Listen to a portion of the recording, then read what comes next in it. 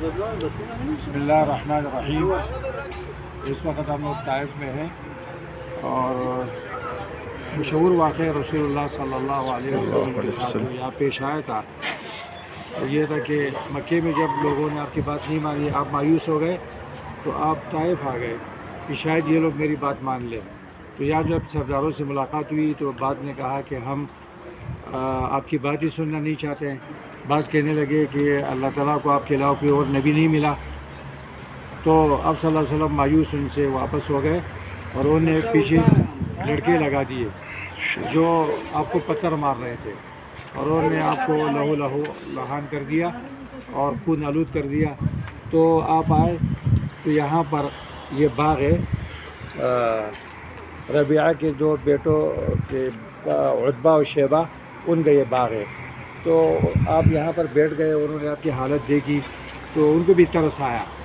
ان کے باغ میں کام کرنے والا غلام تھا، اس کا نام تھا عداس رضی اللہ عنہ۔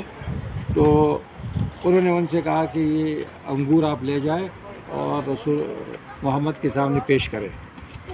تو وہ آئے، انگور توڑ کر لائے، اللہ کے رسول صلی اللہ علیہ وسلم کے سامنے رکھ دیا۔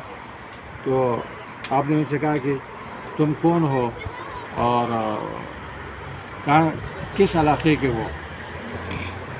انہوں نے بھی اللہ کے رسول کو دیکھا، کہا آپ اس علاقے کے لوگوں کی طرح تو نہیں لگتے ہیں۔ آپ نے فرمایا تم کون ہو، کس علاقے کے ہو؟ تو اس نے کہا میں نینوا کا ہوں۔ تو آپ نے فرمایا کہ آپ میرے بھائی یونس بن متی کے شہر کے ہیں۔ تو وہ نصرانی تھا، اس نے کہا آپ یونس بن متی کو جانتے ہیں؟ آپ کو کیا پتہ ہے؟ آپ نے فرمایا وہ نبی ہے اور میں بھی نبی ہوں، اور وہ میرے بھائی نبی ہے اور میں بھی نبی ہوں۔